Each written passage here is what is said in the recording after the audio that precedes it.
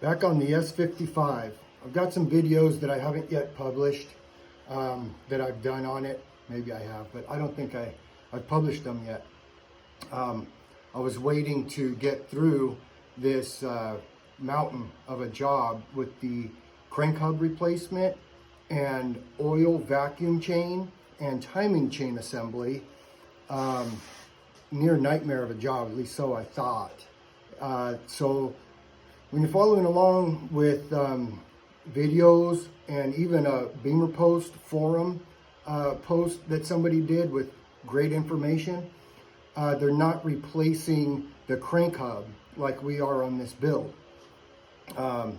So that two-piece that it used to be is how the service manual also does it, and ours is a one-piece. So it's the hub with the two sprockets for both chains, and it's a game changer, and nothing says what order. In fact, the service manual skips over installing the chain tensioner, so that was a bit of a problem too. So that's an overview about what this video is about. I'm going to show you a little bit about the torque specs, a couple of errors actually that are in the service manual for tightening torques, and I'm going to show you the sequence of how I did this, and it was just so easy. But having to come up with the idea on your own was rather difficult. So let's see what we can do here. We've got, these are the three tools that I used, pick tools. I used the Phillips head to hold the crank hub in position. And then I used the Phillips to push on the chain on this side of the crank hub for the oil vacuum chain. And I use this prick tool to get around the back and get it on the crank hub, going through here on the side, which is the bottom. You see how I have the block on the stand? So you need to be able to see. So I got the shop light here, and I also had another shop light that I ended up dropping. Was not a drop light, they call them. So it broke, but I still have yet to torque there, and I was able to get a light on there into position how the camera is now. So I don't know if we're gonna need this glare.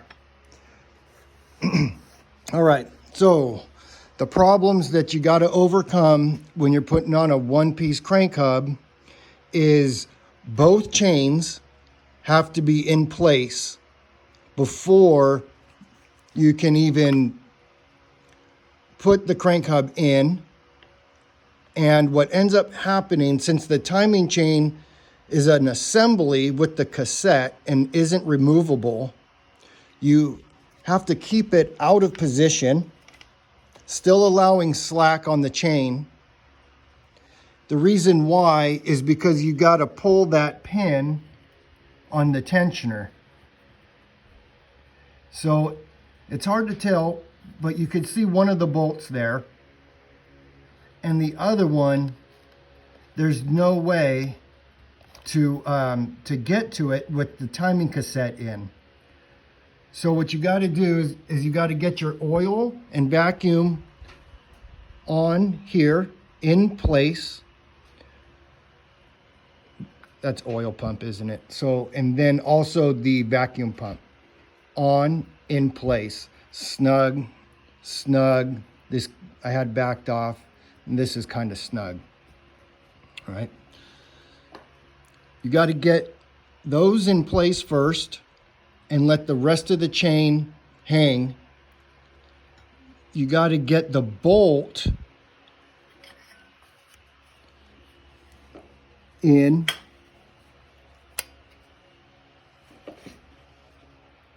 Not that one. This one. Right in there. There's a bolt in there. So you got to get that in. You got to get your 2 bolts.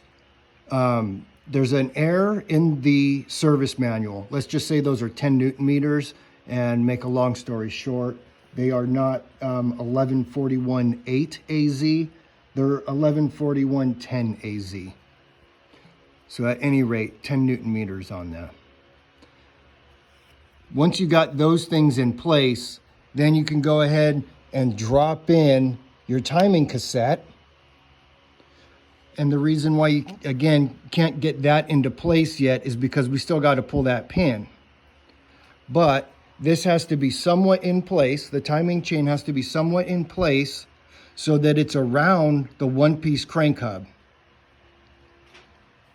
And where it's at now, it allows me to both pull that pin once everything is completely torqued down, and also enough slack to get on the crank hub sprocket.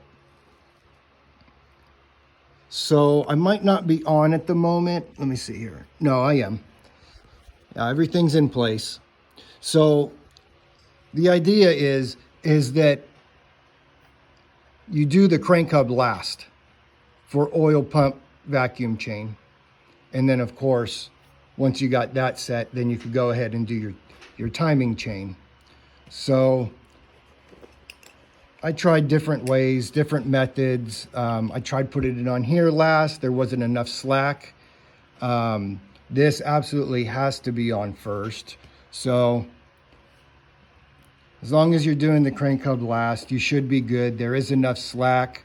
You got to go in like this at a position like that and up so that you could catch that side of the chain and the bottom and drop it in. So if you've got a pinned crank, give yourself a mark. I marked the hub from front to rear, as well as where the hole is drilled. I made myself another mark so that I could line those up. So this isn't the bolt we're gonna use, but it's lined up and chains are in place.